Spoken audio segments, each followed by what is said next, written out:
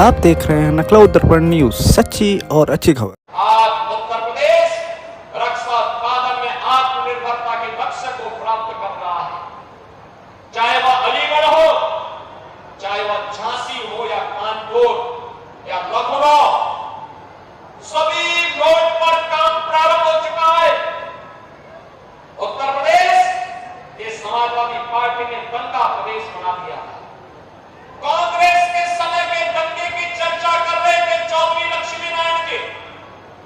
बहनों और भाइयों, मैं आपको आश्वस्त करने के लिए आया हूं, बेटी और व्यापारी की सुरक्षा के साथ भी खिलवाड़ नहीं करने देंगे। किसी बहन के साथ किसी को खिलवाड़ करने की इजाजत नहीं देंगे, लेकिन साथ साथ किसी दंगाई को भी अराजकता फैलाने की छूट भी नहीं देंगे।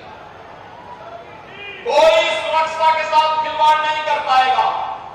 और मैंने पहले ही कहा, हम सुरक्षा सबको देंगे, सम्मान सबको देंगे, विकास सबका करेंगे, लेकिन अगर किसी ने कानून को हाथ में लेने का दुस्साहस किया तो उसको लेने के देने पड़ जाएंगे। उसकी कई पीढ़ियों के द्वारा जो अनैतिक और अवैध तरीके से अर्जित संपत्ति है, इस संपत्ति को जब्त करके गरीबों में बंटाने का काम करेंगे। उसी प्रकार से करेंगे जैसे हमने प्रयागराज में किया है। माफिया की जमीन पर गरीबों के लिए आवास बनाने के काम किए हैं। समाजवादी पार्टी के मुखिया को क्या बेटी की सुरक्षा पर कुछ बोलने का अधिकार है? क्या इनको बोलने का अधिकार है? कितनी बेशर्मी के साथ ये लोग वक्तव्य देते हैं। कोलकाता में एक महिला चिकित्सक के साथ जो कुछ घटना घटित हुई, पूरा देश स्तब्ध है, दुखित है, अपनी संवेदना व्यक्त कर रहा है, लेकिन बेशर्मी के साथ समाजवादी पार्टी के मुखिया के द्वारा उन दलितों का समर्थन किया जाता है। अयोध्या में एक निषाद बेटी के साथ जो कुछ घटना घटित हुई समाजवादी पार्टी के पदाधिकारी के द्वारा, कन्नौज में जो कुछ हुआ, ये सब घटनाएं ये बताती हैं कि कांग्रेस हो या समाजवादी पार्टी, इनके अंदर, बहनों और भाइयों, इनके अंदर लगता है जिन्ना की आत्मा घुस गई है। और जिन्ना की आत्मा घुस करके फिर से जिन्ना ने देश का विभाजन करने का पाप किया था और इसीलिए अंतिम समय में घुट-घुट करके मरा था।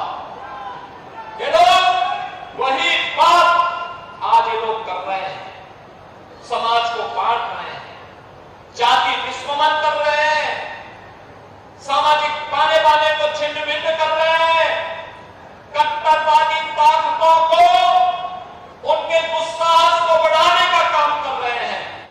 बहनों और भाइयों, आज मैं आपसे यही कहने के लिए आया हूं, देखो लोग, जब उन्हें सत्ता प्राप्त हुई थी, कांग्रेस हो या समाजवादी पार्टी या बहुजन समाजवादी पार्टी, इन लोगों ने सामाजिक ताने बाने को छिन्न भिन्न किया। अपनी योजनाओं के माध्यम से तुष्टीकरण की पराकाष्ठा पर चढ़ करके समाज को विकास की धारा से विमुख करने का काम किया।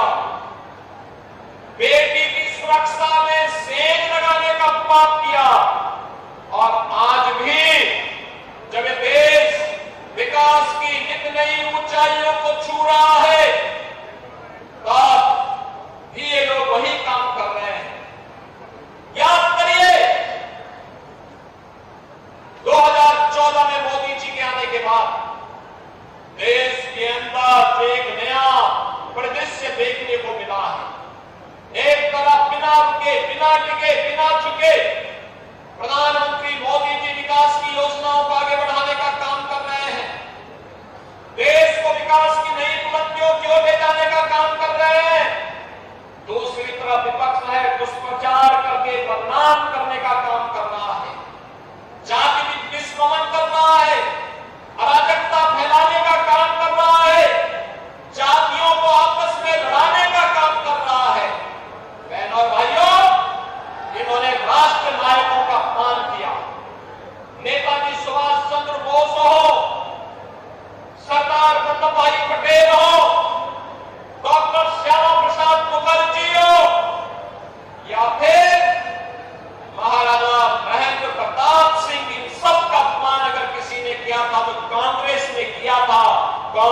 ने कभी भी महापुरुषों को, राष्ट्र नायकों को सम्मान नहीं दिया। भारतीय जनता पार्टी है इन महापुरुषों को सम्मान देने का काम कर रही है। एनडीए की सरकार में सम्मान देने का काम कर रही है। राजा महेंद्र प्रताप सिंह जी के नाम पर अलीगढ़ में बना विश्वविद्यालय इसका उदाहरण है। मां शाकंभरी के नाम पर सहारनपुर में बना विश्वविद्यालय इसका उदाहरण है। महाराजा सुहेलदेव के नाम पर बना विश्वविद्यालय आजमगढ़ इसका उदाहरण है। लेकिन बहनों और भाइयों, इन लोगों को तो एक परिवार के सिवाय कोई नहीं सोचता।